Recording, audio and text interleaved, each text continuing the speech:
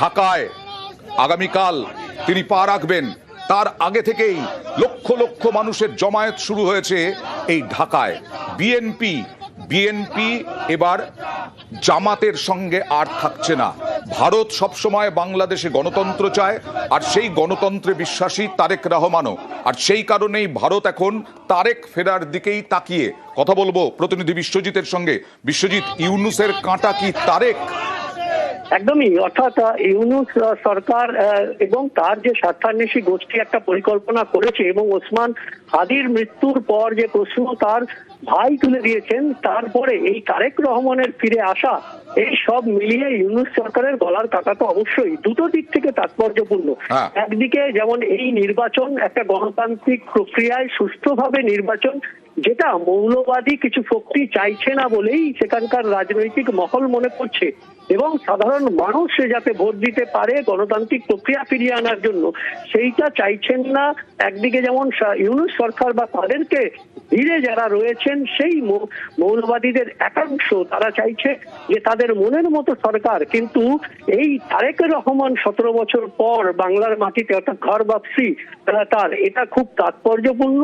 একদিকে বাংলাদেশ সরকার যখন খালেদা জিয়া সরকার ছিল কিংবা হাসিনা সরকার, অর্থাৎ একটা গণতান্ত্রিক সরকার যখন বাংলাদেশে, তখন ভারতের সঙ্গে তাদের সুসম্পর্ক ছিল, এবং সেই সম্পর্কটা এখনকার যারা এই ইউনূস সরকারের সঙ্গে রয়েছেন বা সাপোর্টে রয়েছেন, তারা চাইছেন না ভারত বিদ্বেষী তাদের কাছে মূল অস্ত্র, এবং সেই অস্ত্রের প্রচারে সান দিয়েই তারা নির্বাচনটাকে উতরাতে চাইছেন। কিন্তু তারেক রহমান আসলে এই নির্বাচনের যে মতো, নির্বাচনের উদ্দেশ্য, এটা সম্পূর্ণ অন্যদিকে চালিত হবে, যেটা ইউনূস সরকারের বা এখন যারা পরিচালনায় রয়েছেন তারা চাইছেন না। অর্থাৎ সেই দিক থেকে একটা কাঁটা তো বটে। ওকে, আর আমরা এই বিষয়ে কথা বলেছিলাম যে তারেক ইউনূসের কাঁটা কিনা আন্তর্জাতিক সম্পর্ক বিশেষজ্ঞ অধ্যাপক রাজাগোপাল ধর চক্রবর্তীর সঙ্গে। তারেক যথেষ্ট জনপ্রিয়। এই মুহূর্তে যেহেতু আওয়ামী লীগ নির্বাচনে দাঁড়াতে পারছে না, ইউনূসের কাছে অবাধ এবং শান্তিপূর্ণ নির্বাচন হলে বিএনপি ক্ষমতায় আসবে। যেহেতু বেগম জিয়া অসুস্থ, তাহলে তারেক রহমানই ক্ষমতায় বসবেন, এইটুকু বোঝা যায়। মৌলবাদ যেভাবে পাকিস্তানের মাধ্যম দিয়ে বাংলাদেশে ঢোকার চেষ্টা করছিলেন, সেটাকে উনি একেবারেই অ্যাপ্রুভ করেন না বলে এটা বোঝা যাচ্ছে। উনি একটা স্লোগানও দিয়েছিলেন, বলেছিলেন দিল্লি নয়, পিন্ডি নয়, আমার প্রথম লক্ষ্য হচ্ছে বাংলাদেশ। সেটা কিন্তু উনি বলেছেন স্বাভাবিকভাবে। পিন্ডি মানে কেউ রাওয়ালপিন্ডির কথাই বলছেন। যেভাবে ইউনিস চালিয়েছে সেভাবে চলতে চায় না। ভারত সরকার নিশ্চিত যে উনি এলে ভারতের সঙ্গে কোনো সম্পর্ক সেভাবে খারাপ হবে না। যদি তারেক প্রধানমন্ত্রী হয়, সে স্বাভাবিকভাবে এমন একজন মানুষকে চাইবে যে অনেক কম যোগ্যতা সম্পন্ন মানুষ, যাকে নিয়ন্ত্রণ করা যাবে। ইমিগ্রেশন কোনো অত বড় সব পার্সোনালিটিকে প্রেসিডেন্ট হিসেবে রাখবে না। বাংলাদেশে অশান্তির আঁচ এপারে বিজেপি বিভিন্ন জায়গায় বিক্ষোভ দেখাচ্ছে হিন্দু খুনের ঘটনার প্রতিবাদে। যেমন হাওড়া ব্রিজে আজকে সকাল থেকে হাওড়া ব্রিজের মুখেই একেবারে বিজেপির বিক্ষোভে যথেষ্ট উত্তপ্ত হয়ে ওঠে পরিস্থিতি। হাওড়া ব্রিজে বিজেপির বিক্ষোভে তুলকালাম হয়, পুলিশ বিজেপি কর্মীদের তুমুল ধস্তাধস্তি হয়। ব্রিজে ওঠার মুখে পুলিশের ব্যারিকেড ছিল, ব্যারিকেড ভাঙার চেষ্টা বিক্ষোভকারীদের। দেখুন সেই ছবি।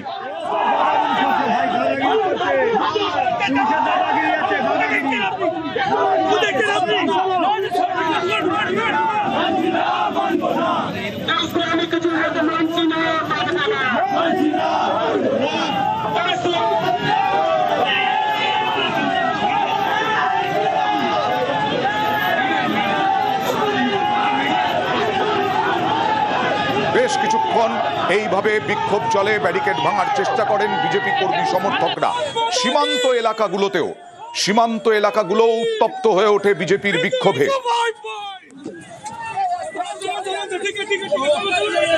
হাওড়া ব্রিজের ছবি দেখাচ্ছি, এরপরে চলে যাব ঘোজাডাঙ্গা সীমান্তে।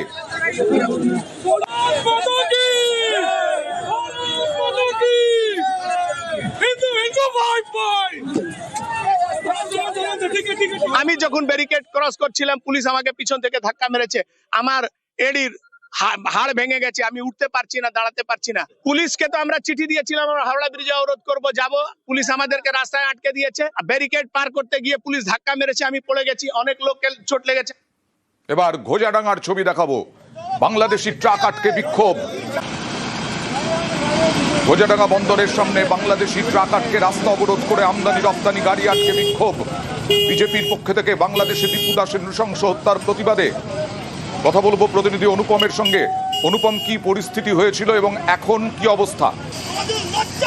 হ্যাঁ দেখো এই যে সনাতনী জাতীয়তাবাদী মঞ্চের পক্ষ থেকে আজকে ভারতের যে ঘোজাডাঙ্গা যে বন্দর, সেই স্থলবন্দর, সেই বন্দরে এসে তারা বিক্ষোভ দেখাতে শুরু করে। বিশেষ করে যে বাংলাদেশি যে ট্রাক, সেই ট্রাক আটকে দীর্ঘক্ষণ তারা বিক্ষোভ দেখায় এবং তাদের যেটা মূলত যেটা দাবি ছিল যে কোন রকম ভারতীয় পণ্য বাংলাদেশে যাবে না এবং বাংলাদেশের থেকে কোনো গাড়ি ভারতে আসবে না, এবং এই নিয়ে তারা রাস্তার উপরে বসে দীর্ঘক্ষণ বিক্ষোভ দেখায় এবং ঘটনাস্থলে বিশাল পুলিশ বাহিনী ছিল। পুলিশ এই জন্য বিক্ষোভকারীদেরকে বোঝানোর চেষ্টা করে, কিন্তু এই দীপু দাসের, বাংলাদেশের দীপু দাসের যে নৃশংস হত্যা, তার যে প্রতিবাদ, সেই প্রতিবাদের কিন্তু যে চিত্র, সেটা কিন্তু এই ঘোজাডাঙ্গা বন্দরে বিক্ষোভকারীদের মনে কিন্তু ভেতরে কিন্তু অনেকটা ফুটে ওঠে।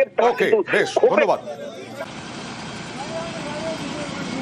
একটাই প্রতিবাদ, একটা পেঁয়াজ, একটা চাল, একটা হাঁটা ভারত থেকে যাবে না। একদিনের জন্য ওখানে আমরা কিচ্ছু পাঠাতে দেবো না। আমরা এই অবস্থান করেছি, ঘোজাডাঙ্গা বর্ডার আটকাচ্ছি, একদিনের জন্য ওখানে আমরা কোনো কিছু পৌঁছতে দেবো না। বাংলাদেশ আমাদের প্রতিবাদ যে তারা কোনো কারণে যেন ভারতে না ঢোকে, ভারতে না আসে। তারা বিক্ষোভে উত্তপ্ত হয় জয়ন্তীপুর বাজার পেট্রাপোল সীমান্ত। বাংলাদেশে হিন্দু খুনের প্রতিবাদে মিছিল। প্রতিবাদ মিছিলে হরিণঘাটার বিজেপি বিধায়ক অসীম সরকার, এবং এই মিছিলটাই অনেকক্ষণ স্থায়ী হয়। এই প্রতিবাদ মিছিলটা, এই মিছিল থেকেও ব্যারিকেড ভাঙার চেষ্টা হয়। বাংলাদেশে সার্জিক্যাল স্ট্রাইক করা উচিত বলে দাবি করলেন অসীম সরকার। আগে অসীম সরকার কি বললেন দেখাবো।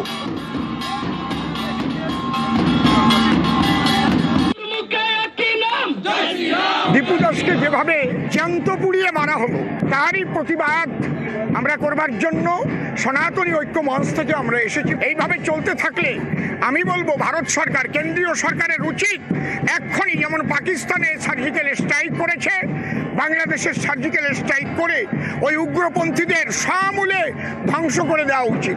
প্রয়োজনে বাংলাদেশকে ভারতের সঙ্গে নিয়ে ওখানকার উগ্রপন্থীদের একদম পাকিস্তানে পাঠিয়ে দেওয়া উচিত বলে আমি মনে করি।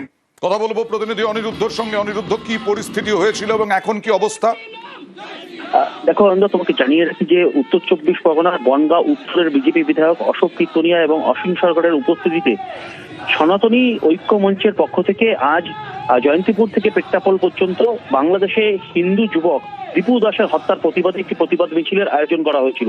সেই মিছিল শুরু হয় এবং প্রচুর সনাতনী ধর্মের যে সমস্ত এই সনাতনী ঐক্য মঞ্চের সদস্যরা আছে তারা উপস্থিত ছিলেন, এবং এই অসীম সরকার এবং অশোক কীর্তনিয়ার নেতৃত্বে সেই মিছিল পেট্টাপোল পর্যন্ত যায়। পেট্টাপোলের আগেই বিএসএফ এর তরফ থেকে গার্ড র্যালি সেখানে আটকে দেওয়া হয় তাদের মিছিলকে, এবং তারা সেখান থেকে মিছিল আরো এগিয়ে নিয়ে যাওয়ার জন্য অনুরোধ জানিয়েছিল বিএসএফ কে, কিন্তু নিরাপত্তার কারণে তাদেরকে এগোতে দেওয়া হয়নি। সেখানে রীতিমতন স্লোগান করা হয় ইউনিশ সরকারকে সাবক শেখানোর জন্যই এই মিছিল, এবং আগামীতে ইউনিশ সরকারকে বার্তা দেওয়ার জন্য যদি কোনো হিন্দুর উপরে এরকম ভাবে আক্রমণ হয় আগামীতেও এরকম ধরনের আন্দোলন হবে বলে জানিয়েছেন অসীম সরকার এবং অন্যদিকে বনগাঁ উত্তরের বিজেপি বিধায়ক অশোক কীর্তনিয়া। ইতিমধ্যেই অসীম সরকার সার্জিক্যাল স্ট্রাইকের দাবি জানিয়েছেন, অন্যদিকে অশোক কীর্তনিয়া জানিয়েছেন যদি তারা সেভেন সিস্টারের কথা বলে থাকে আগামীতে একবার রাফেল ঘুরিয়ে দিলেই তারা সমস্ত যারা জেহাদি আছে তারা। উত্তরবঙ্গেও বিক্ষোভ। উত্তরবঙ্গের ফুলবাড়িতে একেবারে শিখা চট্টোপাধ্যায় নিজে নামলেন নেতৃত্বে। শিখা চট্টোপাধ্যায়ের নেতৃত্বে আজকে বাংলাদেশে হিন্দু খুনের আঁচ এপারে উত্তরবঙ্গেও বিধায়ক শিখা চট্টোপাধ্যায় রাস্তায় বসে বিক্ষোভ বিজেপি বিধায়কের। কথা বলবো প্রতিনিধি, সরাসরি চলে যাব প্রতিনিধি পার্থর কাছে। পার্থ, কি অবস্থা হয়েছিল এবং এখন কি পরিস্থিতি?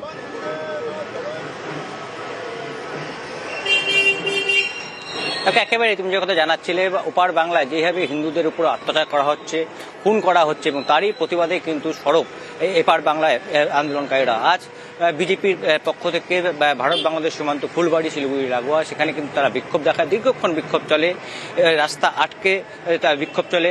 পরবর্তীতে বাংলাদেশের যেসব গাড়ি আনলোড করতে পারে আসে, এবং যখন বাংলাদেশের লরিগুলি, পণ্যবাহী লরি যখন ওপার বাংলার দিকে রওনা দিতে শুরু করে সেই সময় সেই লরিকে কিন্তু আটকে দেওয়া হয়, এবং লরির সামনে বসে পড়ে আন্দোলনকারীরা, যার নেতৃত্ব দেন শিখা চট্টোপাধ্যায়, এই ডাকগ্রাম ফুলবাড়ির বিধায়ক।